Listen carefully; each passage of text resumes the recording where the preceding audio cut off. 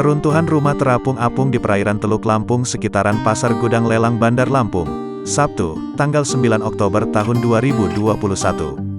Lokasi tepatnya, di ujung Gang Gotong Royong, Kelurahan Kangkung, Kecamatan Bumi Waras, Kota Bandar Lampung.